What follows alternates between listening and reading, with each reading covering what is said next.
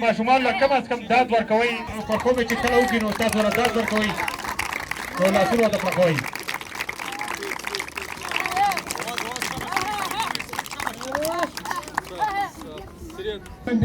په لاندې په خېټه چې ولګي د هغې دوه پوینټه وي نو د دې مختلف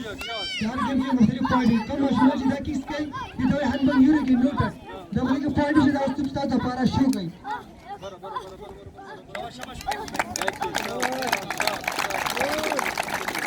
دا موږ یې شروع کړی دی په وینګوره کې انشاءالله زموږ دا کوشش دی چې موږ به د ښځو ټوله دې نه مطلب ځان وساتي او د سپورټس په ذریعه باندې د دې هر څه نه بچ شي دې کې تاسو ته دا ووایئ چې کوم کس چې دا تور بیلټ دی یا سور بیلټ دی یا زیړ بیلټ دی د دې څه مقصد دی دې لکه څنګه چې په سکول کې یو ماشوم کېنی په هغه په نرسري کلاس کې کېنی بیا په کېج د شي بیا د هغې وایي به چې واچوي د هغې خپل جدا کورس وي چې هغه کورس پوره کړي په هغې کې د مونږ بیا ټېسټ والو نو بیا هغه یلو بیلټ ورکړي چې یلو بیلټ هغه کورس مکمل شي نو بیا هغه شین بیلټ ورکړي ګرین بیلټ چې ګرین بیلټ هغه کورس مکمل شي نو بیا هغه چې کوم دی بلو بیلټ ورکړي بلو بیلټ هغه کورس مکمل شي نو ګریډ او پریډ پسې بیا بلیک بیلټ وي بلیک بیلټ دا زموږ سینیر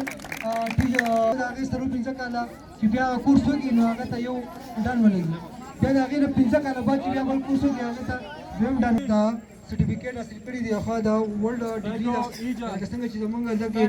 بي ایس ډګري یا مطلب وشي مختلف نور د ایم ایل ډګري دا شان زمونږ د ډبلیو ټیپ نه زموږ سره دې ماشومان بیا موږ دې ته کوم دا ټیګا دا ماشومان چې دا ټول خیالي پوینټ دی دې سره د ماشومانو ذهن په ډېر زیات تیزېږي الحمدلله دا مصنوع ماشومان چې دا په سبق کې او په مدرسه کې الحمدلله د دوی ذهن ډېر زیات تیز وي دا ماشوم چې کوم دی دا هم سینیر پلیر بلیک بیلټ دا کورین پونځه کوي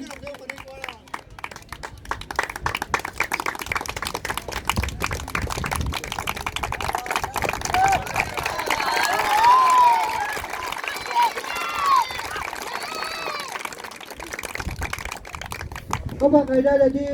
دوی پومځه د دې باقاعده کمپټیشن دی زابل دنیا کې دې کمپټیشن کیږي اوس هم کوم چې په ټوکیو کې کوم هم ته په هغې مطلب وایي تایکوانډو شامل او مختلفو ملکونو چې کوم دی په دې کې میډل اخیستی دي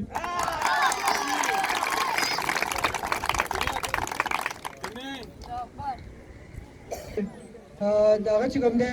نو دا دې میټ راووتی دی په وابدا کې دی او الحمدلله تقریبا